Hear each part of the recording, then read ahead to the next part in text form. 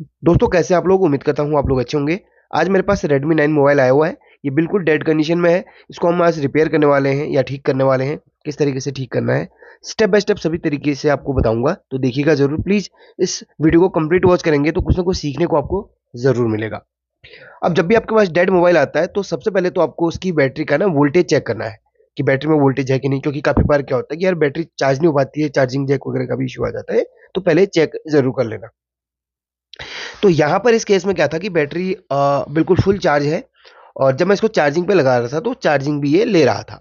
यानी कि न तो इसके चार्जिंग जैक से रिलेटेड प्रॉब्लम है, न बैटरी से प्रॉब्लम है। प्रॉब्लम जो भी है इसके अंदर कहीं ना कहीं कुछ ना कुछ फॉल्ट है। स्टेप बाय स्टेप बताऊंगा। तो सबसे पहले तो इसके बैटरी कनेक्टर पे आप डायोड वोल्टेज को चेक करना है। देखिए बिल्कुल सही है। न तो मोबाइल यहाँ पर शॉर्टिंग आ रहा है, ना हाफ शॉर्टिंग आ रहा है। जो वैल्यू आनी चाहिए 470 के समथिंग, वो बिल्कुल आ रही है। तो यहाँ पर अब हमें चेक क्या करना है कि बूट केबल आपके पास है ना, बूट केबल जरूर होनी चाहिए।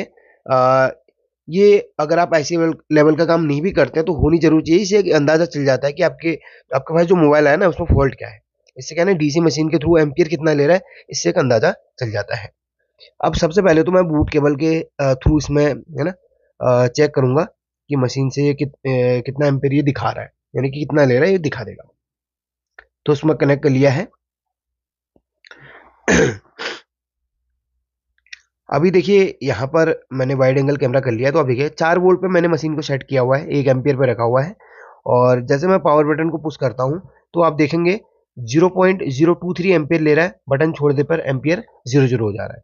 तो यहाँ पर ये देखिए, यहाँ पर जब आपका मोबाइल ओके कंडीशन में होता है तो आपका जो है ना ये एम्पियर वो थोड़ा सा बढ़ेगा, फिर थोड़ा सा ऊपर नीचे होगा, फिर मोबाइल ऑन हो जाता है। बट ऐसा नहीं हो रहा, बिल्कुल बिल्कुल जीरो हो जा रहा है ये पावर बटन छोड़ते ही। अब प्रॉब्लम कहीं ना कहीं इससे जरूर है। अब देखिए वैसे तो मुझे इस डिवाइस का जो प्रॉब्लम है वो पता है। तो आपको सबसे पहले कुछ नहीं करना है इसमें। सबसे पहले तो आपको यहाँ पर सीपीयू का जो शील्ड है वो खोलना है, और वहीं पर आपको एक चीज चेक करनी है। चलिए पहले बताता हूँ मैं। पावर आईसी और सीपीयू दोनों का शील्ड मैंने खोल लिया है। अब देखिएगा यहाँ पर, तो एक चीज इस वाले Redmi 9 9C 9A वाले जो सीरीज हैं, इनमें जो सीपीयू के आसपास के जो कैपेसिटर्स हैं उनको चेक करना है। अगर सेम आपके पास यही मॉडल है तो ये जो सीपीयू है, सीपीयू के नीचे आपको दिख रहा होगा 2 कैपेसिटर दिख रहे होंगे छोटे छोटे। तो इन कैपेसिटर को आपने चेक करना है। तो सबसे पहले हम मल्टीमीटर को रखते हैं डायोड मोड पे, और उसमें इस कैपेसिटर को चेक करेंगे। देखिए,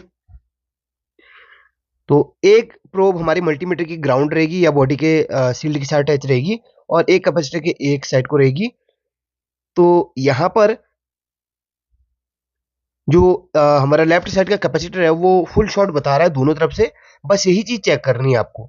बस यही चीज अगर आप चेक करेंगे तो कंफर्म हो जाएगा कि जो फॉल्ट जो मेरा यहाँ पर बन रहा है फॉल्ट, वो अगर आपके साथ भी हो तो सारी चीजें आपको यहाँ पर मेरी तरफ फॉलो करनी है। वीडियो में वॉइस ओवर बाद में कर रहा हूँ ना, तो सारी चीजें है ना यहाँ पर प्रैक्टिकल पहले वीडियो में मैंने किया हुआ है।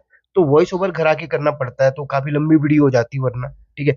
तो यहाँ पर ये जो कैपेसिटर है ना, ये आपका है ना, अगर शॉर्ट बता रहा है तो आपको सबसे पहले तो इस कैपेसिटर को निकाल के चेक करो। यानी कि कैपेसिटर को निकाल के इस पॉइंट में आपको चेक करना है।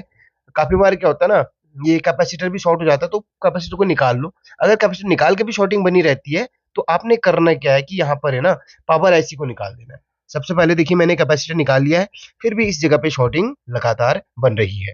अब मुझे यहाँ पर ज्यादा मशक्कत नहीं करनी। पहले हमने पावर आईसी को निकाल के यहाँ पर अलग कर लेना है। अच्छा, ये जो सॉर्टिंग बनती है वो हमारी सीपीयू से बनती है, और यहाँ पर सीपीयू का जो बवाला है वो नहीं करना हमें। हमें सिर्फ पावर आईसी को निकालना है। पावर आईसी को निकालने के बाद हमें करना क्या, सारी चीजें बता रहा हूँ आपको। और ये देखिए ये पावर आईसी मैंने निकाल ली है और उसको हमने अलग कर लिया है। इसको थोड़ी देर में हम इसमें फिर से इसमें लगाएंगे। अब देखिए यहाँ पर ये जो पॉइंट है, मैं पहले आपको माइक्रोस्कोप से थोड़ा सा स्क्रीन पे दिखाता हूँ। देखिएगा कौन से पॉइंट पे हमें यहाँ पर काम करना है। तो वो जो कैपेसिटर शॉर्ट बता रहा है ना, तो वो आपका एक तो सीपीयू की तरफ को जाता है, और एक पॉइंट आपका पावर आईसी के इस बॉल के साथ में कनेक्ट होता है। इस वाली बॉल के साथ में देख लो, ध्यान से देखना, इस बॉल के साथ में। अब इस बॉल को हमने करना क्या है, कवर कर लेना है। यानी कि मास्क कर लेना है, ढक देना है इस बॉल को। तो देखिए सबसे पहले तो मैं आपको इस बॉल पे चेक करवाता हूँ कि इस बॉल पे शॉर्टिंग आ रही कि नहीं, बॉडी के साथ में, नहीं ग्राउंड के साथ में। तो ये देखिए मल्टीमीटर भी सामने रखा हुआ है, तो ये बॉल के साथ में ये फुल शॉर्टिंग आ रही है। तो यहाँ पर ये पावर आईसी का फॉल्ट नहीं होता, बल्कि सीपीयू में इंटरनली फॉल्ट आ जाता है, जिसकी वजह से यहाँ पर ये शॉर्टिंग दिखाता है। तो इस बॉल को अगर हम कवर इस तरीके से मास्क कर देते हैं, देखिए इस तरीके से मास्क कर लेना है। अब हम जब इसके ऊपर पावर आईसी लगाएंगे तो इस बॉल का पावर आईसी से कोई भी लिंक नहीं रहेगा। तो मास्किंग हमने कर ली है सही तरीके से। अब यहाँ पर देखिए हमने भली भांति पावर आईसी को इसमें बैठा भी लिया है। काफी लंबी प्रोसेस थी, तो शॉर्ट शॉर्ट करके आपको सीधे फॉल्ट पे ही मैं ज्यादा बता रहा हूँ।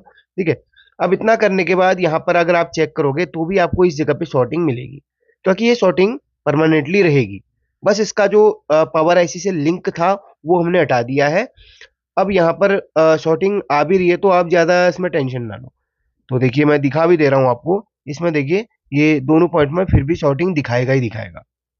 बस हमने किया क्या है, इसका जो पावर आईसी से लिंक था वो हमने हटा दिया है।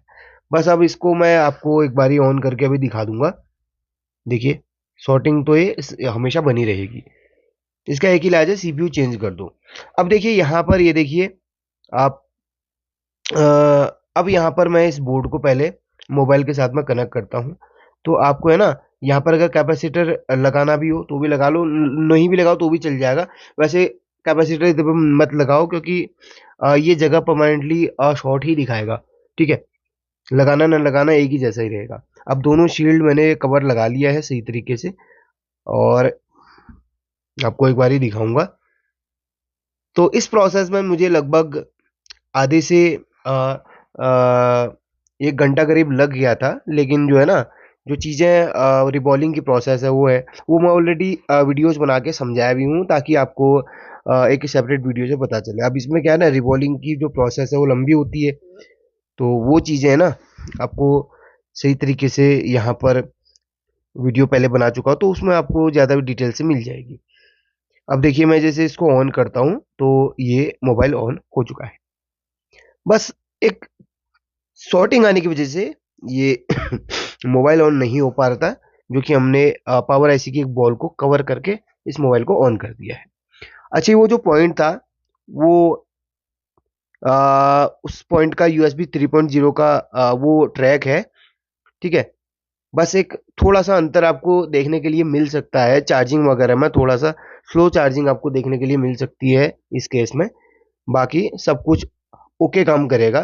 ठीक है, ये इस डिवाइस की यूनिवर्सल प्रॉब्लम है। बहुत सारे डिवाइस इस सीरीज को जो होते हैं, इनमें ज़्यादातर फॉल्ट यही देखने के लिए मिलता है, और इस तरीके से आप अपनी प्रॉब्लम का सॉल्यूशन कर सकते हैं।